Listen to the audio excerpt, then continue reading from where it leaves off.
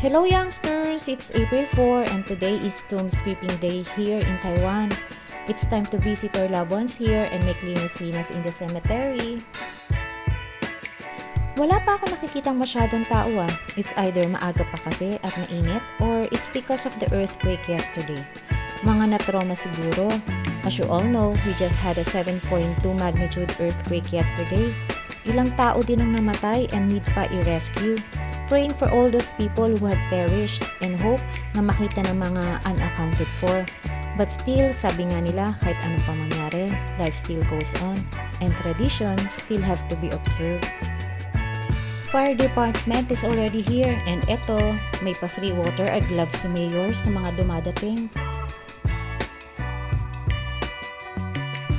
Ang laki ng difference sa cemetery natin sa Pinas, no? Sa atin parang isang malaking subdivision. But here in Taiwan, parang most of the cemetery ay nasa bundok. Karamihan, pero syempre hindi lahat. And this cemetery is a Buddhist or Taoist cemetery. Malalaman mong Catholic siya pag merong mga cross, pero halos ganyan din ang style. Walang mga pavement kaya need makidaan sa ibang mausoleum. At minsan, need mong dumaan sa mga bubungan, kaya ingat lang ha. So because 1 year na hindi nalinisan, ayan, ang dumi, ang lalaki na ng mga grass, dami basura, so need talagang maglinis.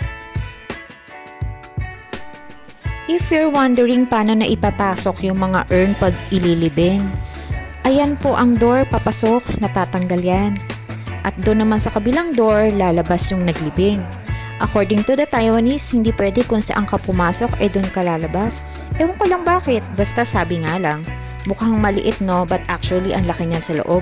Ilang urn ang nakalagay, pwede pang ilang tao sa loob at umupo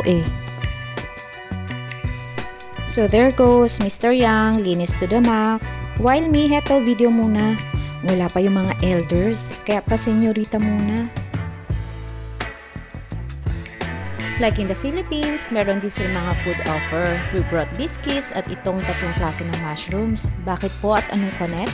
Di ko rin alam basta yan lang pinaprepare sa amin ng mga elders. So here's the gravestone, yung last name and associates. Hindi, joke lang po.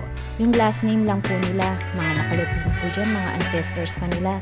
Till sa anak na lalaki from the last generation. Basta po lahat ng nakalibing dyan, ay isa lang ang last name. So the waiting's over at dumating na po mga elders. So need na maglinis. Galaw-galaw din po tayo, kuha ng ilang damo. Baka mapagalitan kasi di tumutulong. Look at my daughter kunyari kumuha ng gloves. Palakad-lakad, kunyari busy, pero wala namang ginagawa. Mana talaga yan